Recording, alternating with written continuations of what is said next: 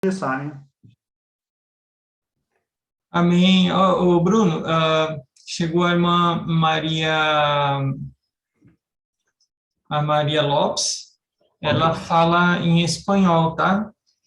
E então por isso você fala bem despacito, bem devagarinho, ok. para que ela também possa compreender. Ela, entretanto, também fala inglês, e como os slides estão em português, em inglês também ela pode acompanhar. Amém? Sim. Então vamos começar, né? O irmão Bruno vai trazer uma palavra para nós sobre a visão da igreja.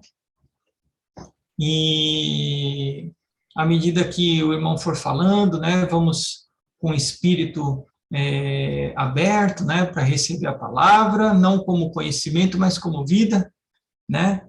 O Senhor te abençoe, irmão Bruno. E no final ainda temos a nossa sessão, se alguém tiver alguma dúvida, né?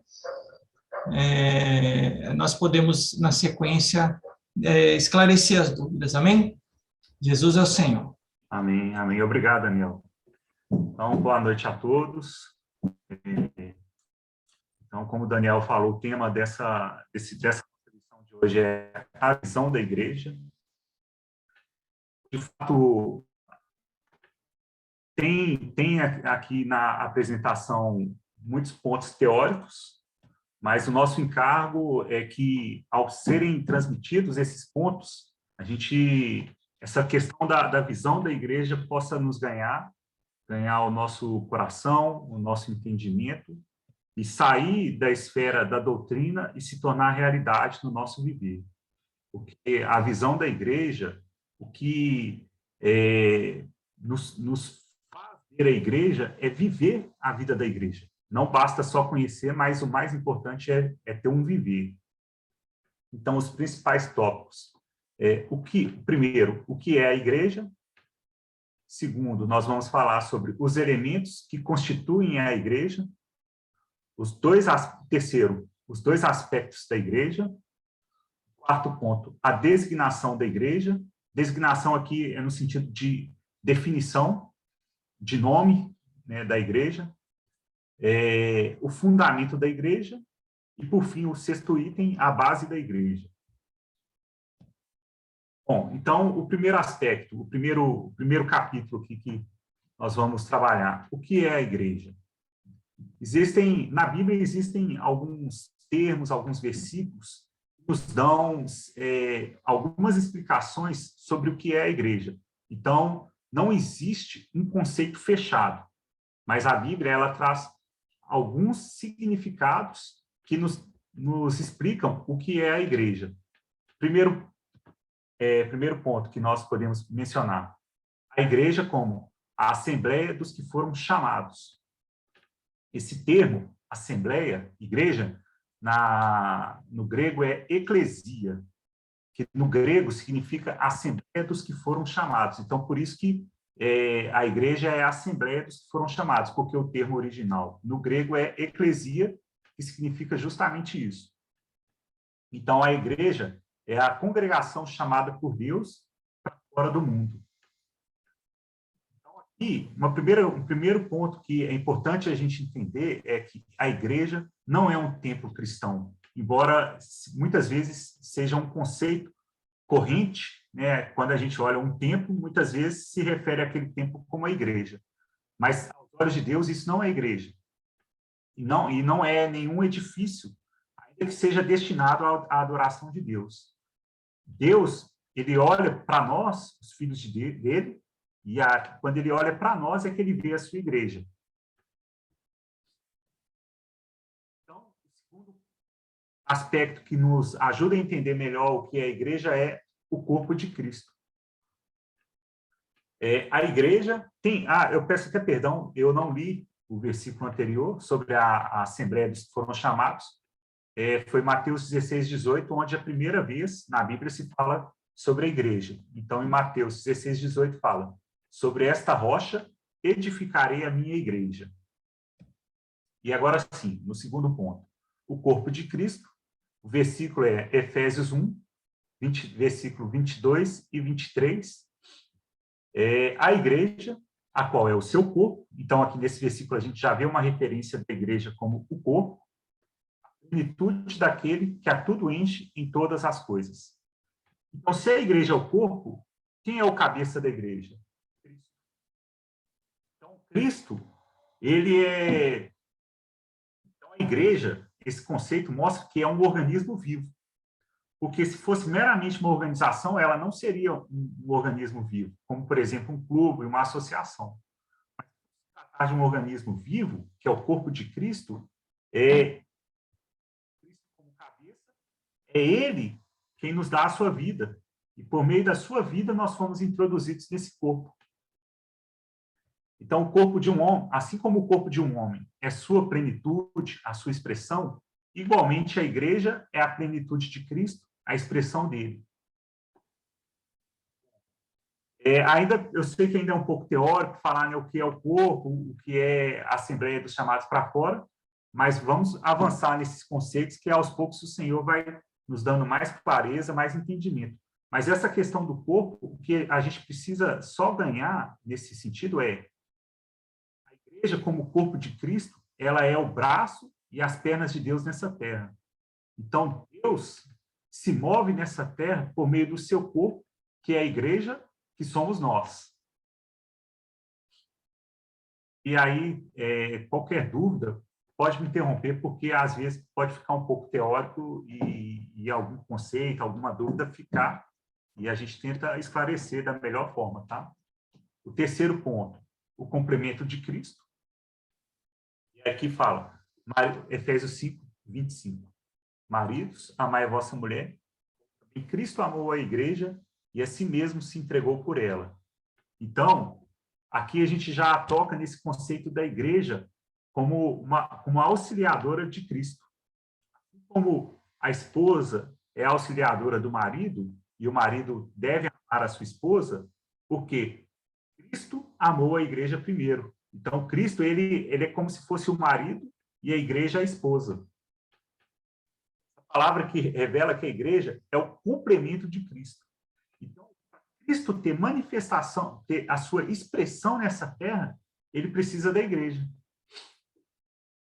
Como o corpo de Cristo, a igreja recebe sua vida para ser sua expressão. Então, isso é uma questão de vida. E como complemento de Cristo, a igreja recebe seu amor para assim satisfazer seu coração.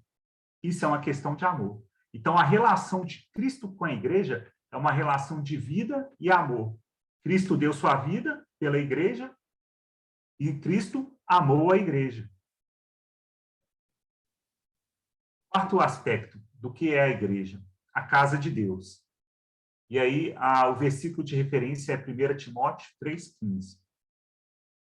Para que fique ciente de como se deve proceder na casa de Deus, que é a igreja do Deus vivo, coluna e baluarte da verdade. Então, esse versículo já traz um outro conceito da igreja como a casa de Deus.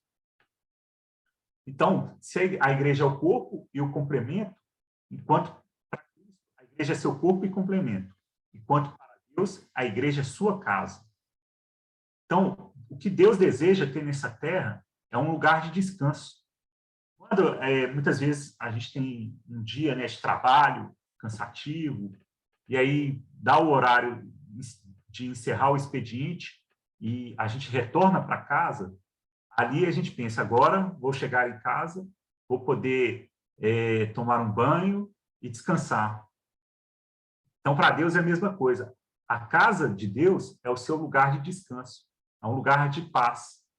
E por isso Deus almeja a igreja, para que, como sua casa, o seu lar nessa terra, Deus tenha um lugar de descanso.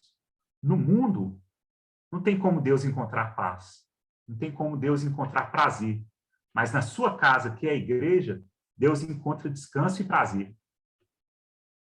Então, esse conceito da casa de Deus mostra a igreja também como sua família, tanto a sua morada como sua família. E esse habitar nessa casa é algo espiritual, não é algo físico, tá? Repetindo, não é uma construção, não é um templo. Somos nós, a habitação de Deus no Espírito.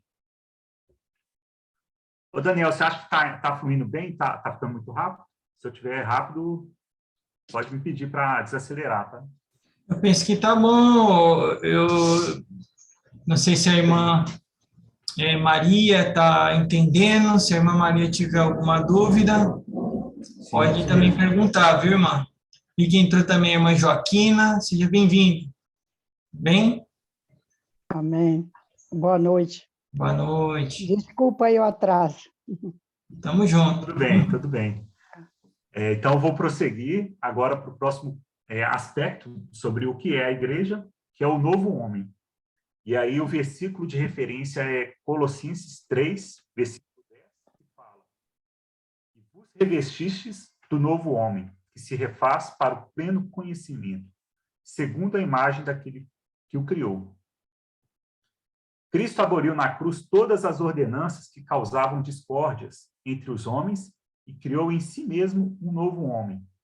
Esse novo homem leva a imagem do seu Criador, Cristo, que é a sua vida e seu conteúdo. Nesse novo homem, não há ninguém da velha criação, não há raça, religião, cultura ou classe. Então, quando nós cremos no Senhor e fomos introduzidos em seu corpo, diz respeito ao nosso velho homem, nossa origem, raça, classe social, isso para Deus não conta. Deus quer gerar em nós, que a partir do momento que cremos no Senhor, Deus infundiu em nós, introduziu em nós a sua vida. E a partir desse momento, Deus está trabalhando a sua vida e natureza em nós, para nos transformar e nos formar um novo homem. E esse novo homem tem tanto um aspecto individual, como eu ser transformado, eu preciso ser trabalhado pela vida de Deus, pela palavra de Deus, mas coletivamente, Deus quer gerar esse novo homem, que é a igreja, algo que, como igreja, para que dê plena expressão da vida de Deus nessa terra. Eu posso estar em um lugar, em um determinado lugar, em um determinado momento. Mas a igreja, ela está em vários lugares ao mesmo tempo. Então, nós somos vários membros que fazem parte do mesmo corpo. E aí, quando alguém, por exemplo, vá ao Brasil e contacta a igreja lá, ele percebe que o falar é o mesmo. Se volta para Portugal aqui e nos contacta, percebe que o nosso falar também é o mesmo. Por quê? Porque é um corpo só. É um cabeça que é Cristo, e nós, como os membros, expressando essa vida de Deus, expressando esse novo homem que é Cristo. Então, toda a nossa aspectos particulares, raça, religião, cultura, classe, isso tudo foi encerrado na cruz. Foi crucificado, para que agora Deus tenha um novo caminho, um novo começo em nós como igreja. Esse foi o fim do primeiro capítulo. Agora, o segundo capítulo. Os elementos constituintes da igreja. Então, o que compõe a igreja? 1 Coríntios 1, versículo 2. A igreja de Deus, aos santificados em Cristo Jesus, chamados para ser santos. Então, a igreja ela é constituída de todos os que creem em Cristo e que possuem sua vida. Se alguém não crê em Cristo, essa pessoa não tem como ela fazer parte do seu corpo, porque ela não recebeu a vida de Deus. Mas quando alguém crê no Senhor Jesus, invoca o Senhor, o recebe como seu Senhor e Salvador, e o Espírito do Senhor, ele entra nessa pessoa, regenerando, salvando, trazendo a vida de Deus a essa pessoa. Então, automaticamente, ela é transferida do mundo para dentro do corpo de Cristo. E aí a gente vai lembrar lá no início, quando fala que a igreja é a assembleia dos que foram chamados. Então, o Senhor nos chamou, nos tirando do mundo e nos trazendo para o seu corpo. Então, esses que creem no Senhor, que são salvos, regenerados, é que fazem parte, que são os elementos que constituem a igreja. Então, somente depois de serem salvos, terem a vida do Senhor, é que se tornarão membros da igreja, que é o corpo de Cristo. Agora, o terceiro capítulo. Nós vamos falar sobre os dois aspectos da igreja. Então, agora a gente vai entrar em alguns pontos um pouco mais práticos. O primeiro aspecto é universal. Então, novamente, Mateus 16, versículo 18, fala: sobre esta rocha edificarei a minha igreja. A igreja mencionada pelo Senhor nesse versículo fala do aspecto universal. Ela é única e inclui todos aqueles que creram nele através de todas as eras e em todos os lugares. Então, a igreja, ela é uma só. Aqueles que creram no Senhor no passado, mesmo aqueles que já dormiram no Senhor, ao crerem no Senhor, eles foram introduzidos na igreja. Quem crê hoje no Senhor e vive e recebeu o Senhor como seu Salvador, também foi introduzido na igreja ao crer em Cristo. E mesmo ainda quem vai crer no Senhor, às vezes, né, a pessoa ainda não foi salva, mas como Deus é onipresente, onisciente e ele sabe todas as coisas, né? Então, a pessoa, também no momento que ela crê no Senhor e for salva, ela também vai ser introduzida no corpo de Cristo. Então, a igreja, ela tem esse aspecto universal de englobar os crentes de todas as eras e de todos os lugares. Ou seja, ela não está limitada a um determinado local, a um determinado grupo, mas ela abrange todos que foram salvos. Porém, no aspecto prático, ela tem o seu aspecto local. E aí, Mateus 18, 17, traz um conceito prático. Se ele não os atender, dize-o à igreja. O que isso significa? Aqui fala de uma igreja, a igreja mencionada pelo Senhor nesse versículo fala de uma igreja em uma cidade. Por quê? Ela é numerosa, e seus crentes podem falar por ela. De acordo com o aspecto local, a igreja aparece em todas as cidades. Uma igreja em cada cidade inclui os que creem em Cristo naquela localidade. Então, aqui, não diz respeito a determinados grupos. Mas quando o Senhor olha para os seus filhos aqui em Lisboa, ele vê a sua igreja em Lisboa. Ele não olha, aqueles são os meus filhos do grupo tal, aqueles são os meus filhos do outro grupo, porque isso não tem fundamento bíblico. A igreja é uma só. Então, quando o Senhor olha para uma determinada cidade, ele vê todos os seus filhos que são um só em Cristo, fazem parte do mesmo corpo de Cristo. Esse aspecto local a gente ainda vai trabalhar um pouco mais e vai poder compreender um pouco melhor sobre isso na prática. Capítulo 4, a designação da igreja. Isso diz respeito ao seu nome. Ela não tem nenhum nome especial. A igreja é única e não tem necessidade de nomes. Embora hoje a gente é até comum, né? A gente ouviu a pergunta: qual o nome da sua igreja? Para Deus, quando o Senhor morreu na cruz e gerou a igreja, ele não gerou uma igreja com um determinado nome. Ele simplesmente gerou a igreja. É até redundante, mas a igreja é a igreja. Qual é o nome da sua igreja? Igreja. Eu faço parte da igreja, eu faço parte do corpo de Cristo. Se você crê no Senhor e foi salvo, você faz parte da mesma igreja que eu. Somos membros de um só corpo. Então, não deve haver tipos de igrejas. Pelo menos não deveria haver, embora haja. Mas que sejam denominadas de acordo com alguma doutrina, algum aspecto religioso. Porque denominar a igreja é algo que, não, dessa forma, é algo que não encontra fundamento na Bíblia. Então, por isso que entra esse aspecto da localidade. E aí, sim, na Bíblia, a gente já começa a ver que quando o Senhor, quando em determinados momentos, uma carta era escrita para uma determinada igreja, então ela era enviada para aquela determinada cidade onde a igreja estava. Embora seja única no universo, a igreja ela tem sua manifestação local. Então, são várias igrejas, mas são várias igrejas porque são igrejas em cada cidade.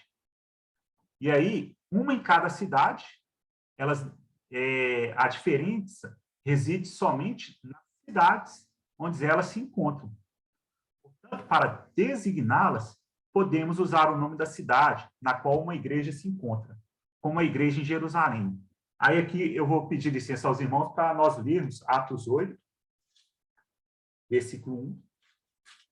Eu creio que esses versículos ajudam a entendermos mais sobre esse aspecto. Aí eu já vou ler aqui para os irmãos. Atos 8, versículo 1. Naquele dia, levantou-se grande perseguição contra a igreja em Jerusalém. Então, aqui só para chamar a atenção a esse aspecto. Quando fala a igreja, como era a igreja que estava em Jerusalém, os crentes que residiam, viviam em Jerusalém, então a Bíblia usou esse termo. Em Apocalipse também, capítulo 1, fala sobre isso. Capítulo 1, versículo 4. Quando João vai escrever as 7 igrejas, o que são as 7 igrejas? São 7 igrejas em 7 cidades da Ásia. Uma em cada cidade. E aí fala, João, as 7 igrejas que se encontram na Ásia, graça e paz a vós outros, da parte daquele que era, que era e que há de vir. E o versículo 11. O que vês, escreve em livro e manda às 7 igrejas. Aí aqui fala, nomeia cada uma dessas igrejas. Éfeso é o nome de uma cidade, de um conselho. Esmirna, outro conselho. Pérgamo, outro. Tiatira, Sardes, Filadélfia e Laodiceia. Então, esse é o único momento, quando diz respeito à igreja em uma determinada cidade ou determinado conselho, são os únicos momentos na Bíblia em que a igreja ela recebe um nome, que é o nome da cidade onde ela está. Não é que a igreja tenha o nome da cidade, mas porque ela está naquela cidade, para se referir a ela, se diz a igreja em Éfeso, por exemplo.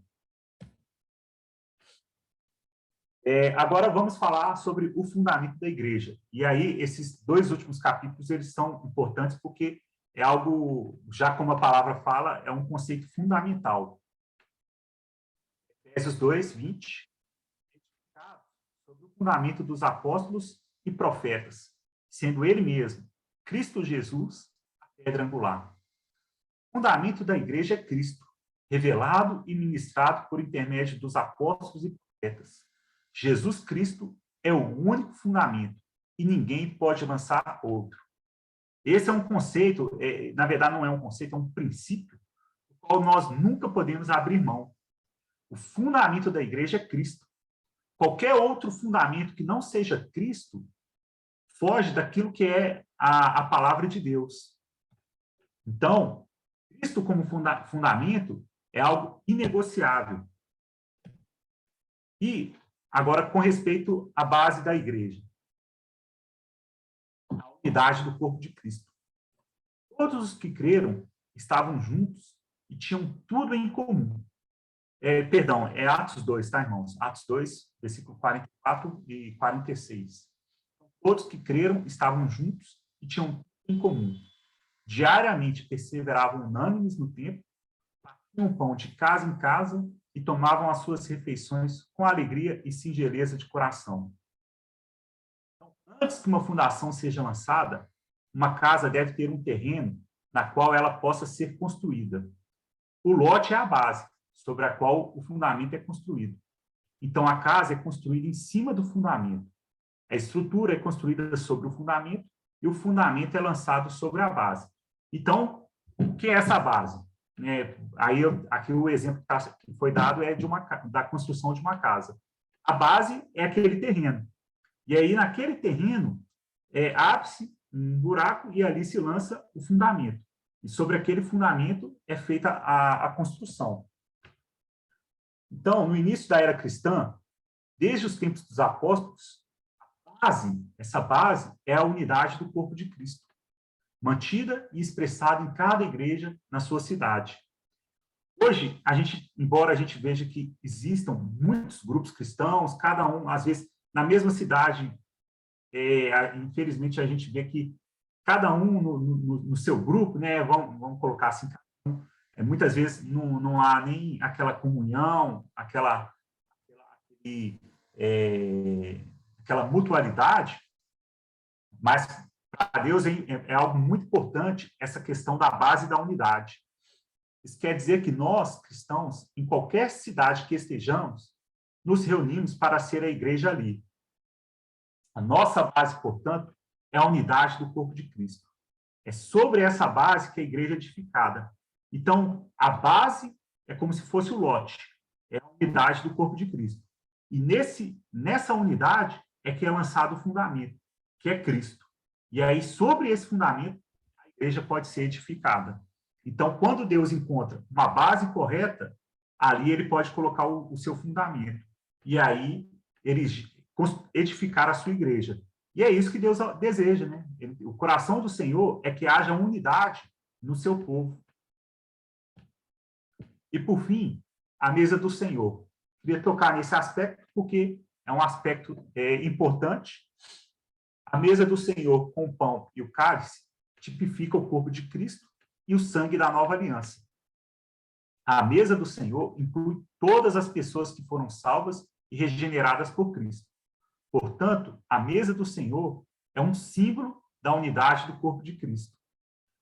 Sim, o nosso coração deve ser de amar e acolher todos aqueles que creram no Senhor Jesus e manter um espírito de unidade com todos os filhos de Deus. Então, por isso que, uma vez por semana, aos domingos, quando nós, ali, diante da mesa do Senhor, a gente ora, parte o pão, come o pão, bebe o cálice, ali está incluído não só os irmãos que estão ali presentes ou os conectados, mas naquele pão, naquele cálice, estão incluídos todos os filhos de Deus. Aqui, no caso, como estamos em Lisboa, nós estamos ali representando os cristãos da igreja em Lisboa, que são todos os filhos de Deus que residem em Lisboa. Então, essa mesa do Senhor, ela é uma mesa que inclui a todos. A nossa mesa, ela não é para excluir, ela é para incluir. Se alguém creu e foi batizado, foi salvo pelo Senhor, essa pessoa, automaticamente, na sua regeneração, na sua salvação, ela foi incluída nessa mesa. Essa mesa demonstra algo que foi o preço que o Senhor pagou na cruz em favor de cada um dos seus filhos. Então, o corpo de Cristo não exclui ninguém. Se a pessoa foi salva, creu no Senhor, está incluído.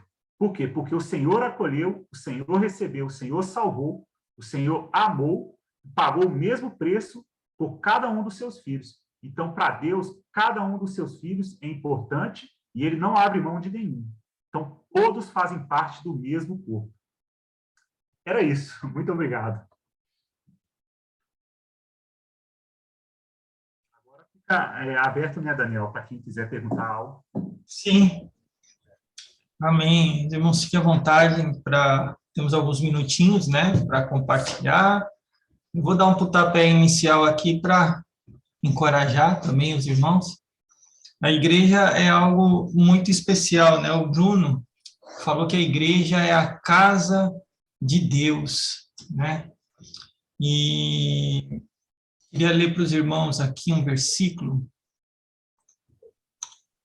de Isaías 57:15. Eu vou ler para os irmãos, quem tiver a Bíblia pode acompanhar. Isaías 57:15 diz assim: porque assim diz o alto, o sublime, que habita a eternidade, o qual tem o nome de santo.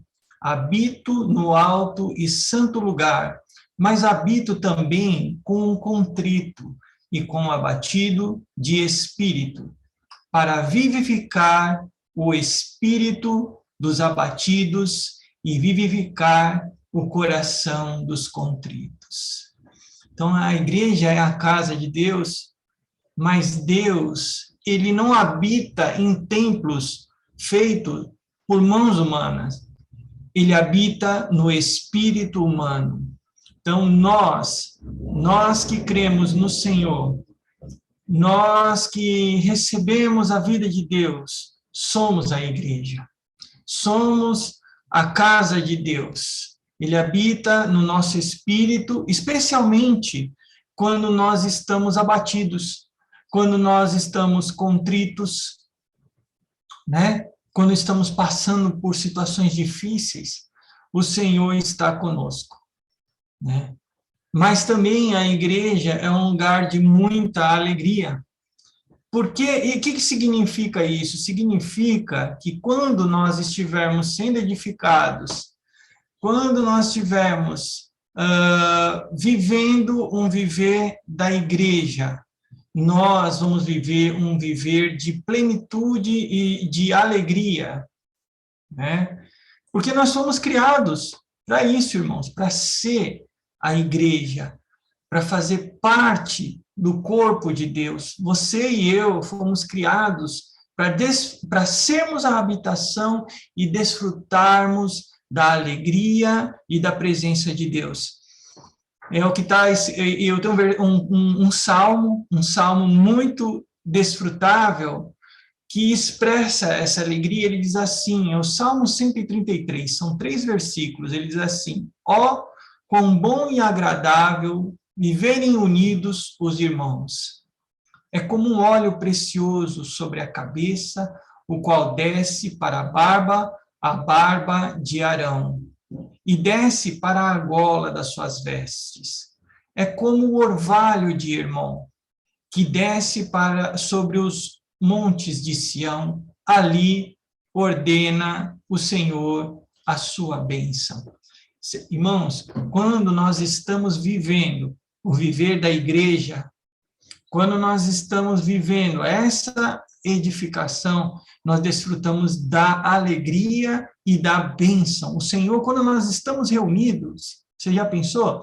Nós estamos aqui reunidos, mas o Senhor está ordenando a sua bênção, pelo fato de nós estarmos sendo edificados, pelo fato de estarmos sendo encorajados. Deus está dispensando a sua bênção para mim, a sua bênção para você, para toda a nossa família. Nós somos edificados quando nós estamos na presença e sendo a habitação de Deus. E isso é um privilégio, irmãos, é um privilégio que nós devemos valorizar as reuniões da igreja, valorizar os momentos de nós estarmos juntos e de sermos edificados, irmãos. Isso é uma grande salvação.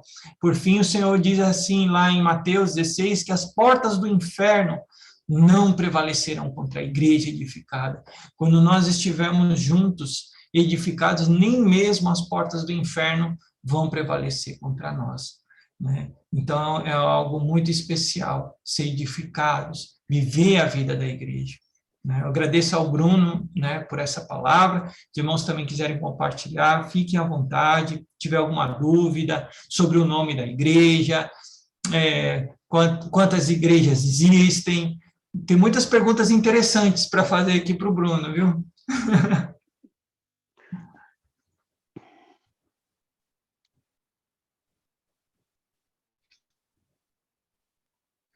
Queria também comentar e compartilhar com os irmãos, agradecer o Bruno também pela palavra, mas foi quando o Bruno falou que estava falando dos aspectos da igreja, aí um deles, né, é que a igreja é o corpo de Cristo, né? O Bruno falou assim, a igreja é o corpo de Cristo, né? Ou seja, ela é a expressão, né, na totalidade de Deus hoje aqui na Terra. Aí, por um lado, também fiquei pensando assim, nós somos muito bem-aventurados por fazer parte dessa era, né, desse momento no tempo, né, que Deus escolheu fazer a sua obra na Terra, fazer a sua vontade na Terra por meio da igreja, né? Nós somos bem-aventurados em fazer parte, né, da igreja viva de Deus. É uma porção especial para nós, né? Algo que o povo de Deus no Antigo Testamento não pôde experimentar da forma como nós experimentamos hoje, né? Então, estava assim, considerando isso novamente como é um privilégio para nós poder participar da vida de Deus, né? Como o Bruno falou, um corpo é algo que é vivo, né? O nosso corpo, ele é a expressão da nossa pessoa, é algo orgânico, é algo ligado à vida de Deus. Então, estava valorizando isso também. E aí é interessante que a igreja como o corpo de Cristo, né, significa que nós, cada um de nós somos os membros do corpo, né? Igual o nosso corpo tem a mão, pé, cabeça. E aí nessa visão, né, como o Bruno falou também, é totalmente inclusiva. Então, cada membro desse corpo de Cristo, ele é único, indispensável e insubstituível. Cada um de nós na igreja somos únicos, indispensáveis e insubstituíveis, porque Deus assim o quis fazer, né? Deus revelou a sua igreja dessa forma. E rapidinho para terminar também, desfrutei aqui com os irmãos, né? Enquanto o Bruno estava falando, que Deus, ele, por um lado, ele usa a igreja, né, para se expressar e também para se relacionar conosco, né? Cada reunião da igreja, cada oportunidade de ter comunhão com o nosso Senhor, de ir à palavra, é Deus expressando que Ele quer ter um relacionamento íntimo e muito próximo, né, com o seu povo. Ele escolheu a igreja ser como ela é para que Ele possa ser um Deus próximo e íntimo de cada um de nós, né? Então, graças a Deus por essa visão maravilhosa e que cada um de nós, né, possa ganhar isso para si, né, e buscar viver essa realidade. Graças a Deus. Amém.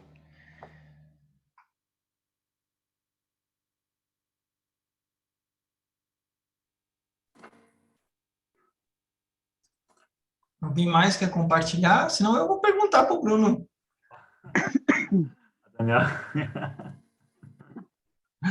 Então vamos lá, Bruno. Se souber a resposta, eu devolvo para você responder. Tá bom. Quantas igrejas existem, Bruno? Daniel, aqui, até aqui, o primeiro aspecto que foi falado, né, sobre esses dois aspectos é, primeiro, o aspecto universal. Isso significa que a igreja é uma só. Como o corpo de Cristo, não existem dois corpos, né? O Senhor é um único cabeça. Então, uma cabeça ela tem, respectivamente, um corpo. Então, a igreja, nesse aspecto, ela é universal. Porém, o que na prática é que, como vivemos em cidades, e diferentes cidades, então, a igreja se expressa na sua localidade.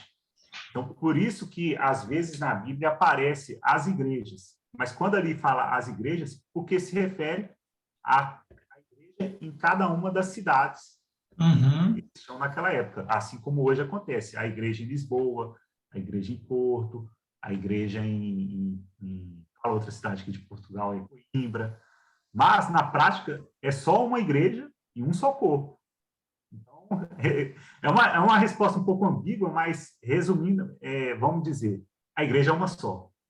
Somente no aspecto da localidade é que vai surgir essa questão de haver igrejas. Entendi. Então, quer dizer que todos aqueles que creem em Cristo fazem parte da igreja? Sim, se a pessoa creu no Senhor e foi regenerada, né, ela creu no Senhor de coração, invocando o nome do Senhor, confessando o Senhor como seu Salvador, então significa que essa pessoa foi salva. No momento que ela foi salva, ela recebeu a vida de Deus. E se recebeu a vida de Deus, ela foi introduzida no corpo de Cristo. Então, sim. Entendi. E os católicos fazem parte da igreja? Bom, como eu falei, o Senhor, ele não olha para a terra e fala, aqueles são os meus filhos católicos, aqueles são os meus filhos evangélicos.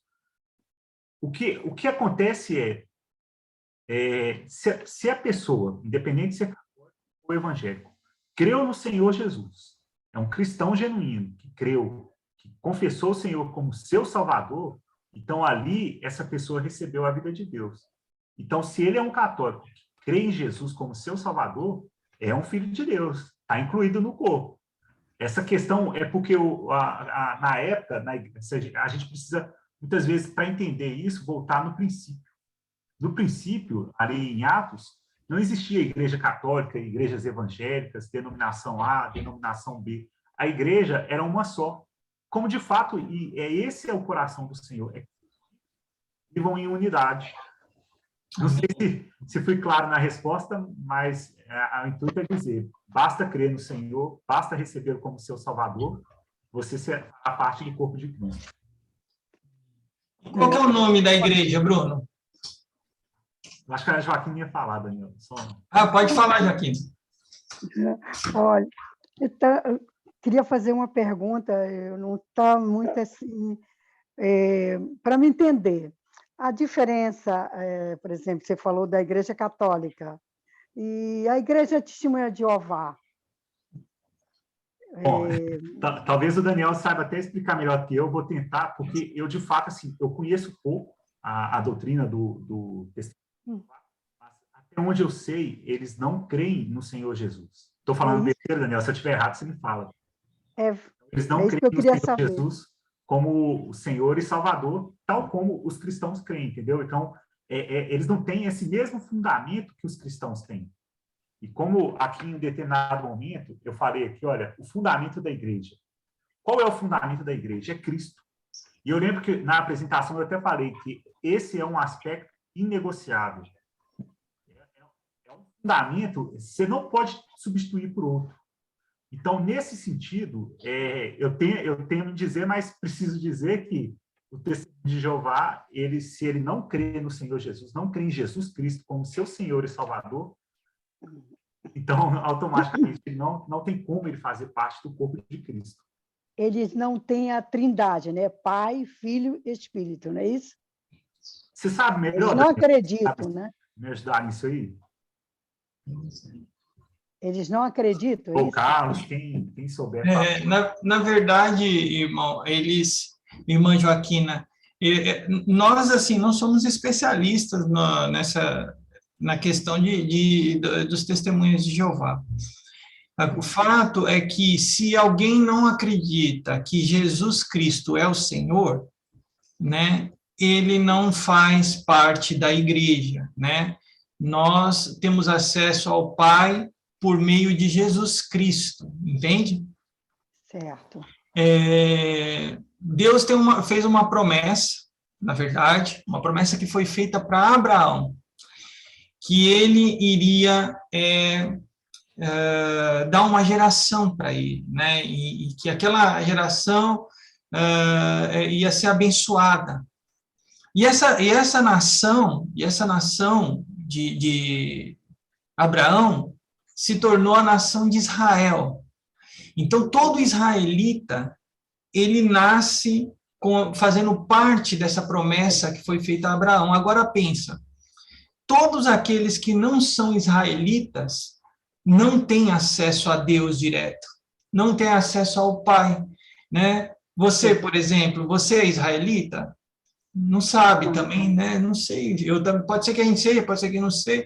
Mas o fato é que, se não for, não tem acesso ao Pai. Mas Jesus Cristo, ele, como um israelita, ele abriu as portas da promessa de Abraão para todo aquele que crê em Jesus. Então, hoje, quando nós cremos em Jesus, nós temos acesso ao Pai por meio do sangue de Cristo.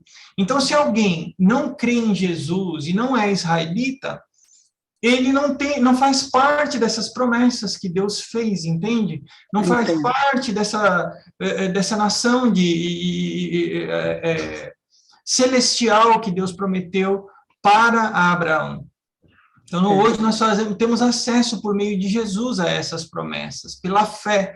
Quando nós cremos em Jesus, nós temos acesso a essas promessas. Agora, os Jeová, eu não sei dizer se eles acreditam em Jesus, se não acreditam. Eu também não quero entrar muito nesse mérito, né? E nem compete a nós julgarmos, sabe, irmã? Claro, a fé das pessoas, né? Tem muitas pessoas que o que importa é a fé. Se a pessoa crê em Jesus, irmã, amém. Agora, se a pessoa não crê em Jesus, aí realmente não tem como fazer parte dessas promessas, né? Não tem como fazer parte da igreja, né? É, Do Senhor. amém. Acho que o Amém. O Estevão estava com a mão levantada aí. Foi. Vamos lá, Estevão, temos 2 Isso, minutinhos. irmão, perdão, é que eu não consigo ligar a câmera aqui, que eu estou um bocadinho ocupado aqui, mas é só também disso, da questão do testemunho de Jeová também, bem importante é que, como o Bruno falou aí, um dos fundamentos dos cristãos é crer na Trindade, que os três são um, o Pai, o Filho e o Espírito, né? Esse é um dos fundamentos aí que a gente crê que os três são um, né? Jesus Cristo na Terra era o próprio Deus. E o testemunho de Jeová, eles veem Jesus apenas como um profeta, né? Eles não veem Jesus como o Filho de Deus, e nem que Jesus seja capaz de dar salvação para o homem. Eles creem que só Deus é capaz, né, de um dia salvar o homem, algo nesse sentido assim. Então, eles não creem que Jesus como Salvador, e nem que Jesus é Deus, né, também. E nós cremos nisso. Nós cremos que Jesus Cristo é Deus, como diz lá em 1 João, capítulo 5, né? Que Jesus Cristo, ele é Deus, né? Então, isso é algo que eles não creem. E nós somos a igreja, nós cremos nisso, tá bom? Também isso é importante. Exato, amém. Amém. Amém. Amém. Bom, olha, tá muito boa aqui a conversa, mas o horário chegou às 9 já. Então tá. Você tinha me feito uma pergunta, quer que eu responda? Responda ela, então, para a gente encerrar, Bruni. Já pode, na sequência, fazer uma oração abençoando a nossa semana, abençoando a vida de cada irmão que está aqui presente. E, caso os irmãos tenham ainda alguma dúvida, podem enviar no chat, né? Pode enviar no grupo do WhatsApp. Nós temos um grupo do Estudo Bíblico. Alguém aqui não faz parte só acho que é a irmã Maria, mas a irmã Maria pode enviar pelo e-mail, tá, irmã Maria? Para mim, que eu encaminho para o Bruno responder. E acho que todos têm aqui também o meu WhatsApp, pode enviar para mim ou para o grupo do WhatsApp do Estudo Bíblico, tá bem? Tá bom. Então, o Daniel me perguntou, né, se a igreja tem nome, é isso? Isso. Então, nesse primeiro slide que eu até tinha respondido que a igreja, ela não tem um nome, ela é igreja. É até um pouco ambíguo falar assim, mas a igreja é a igreja. Qual é a sua igreja? É a igreja. Porém, de forma prática, o que acontece na Bíblia é que, como os irmãos, os crentes se reúnem, vivem em cidades, em conselhos diferentes, então, de maneira prática, os crentes se reúnem ali como a igreja em Lisboa. E isso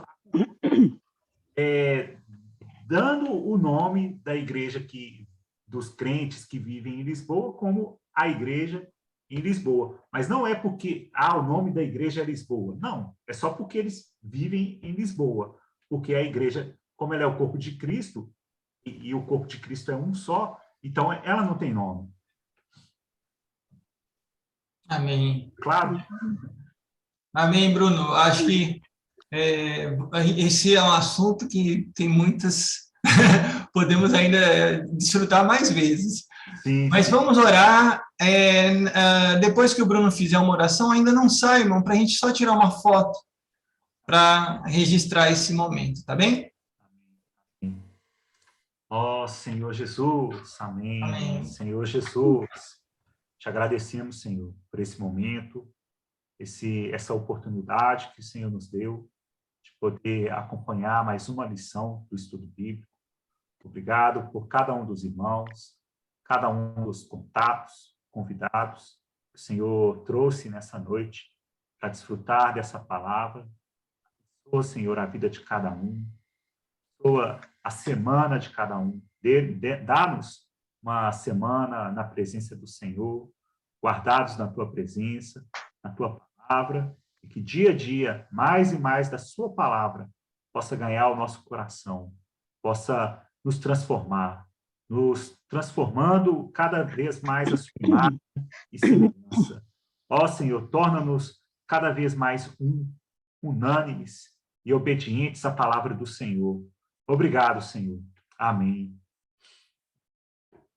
Amém, Brunão, muito obrigado.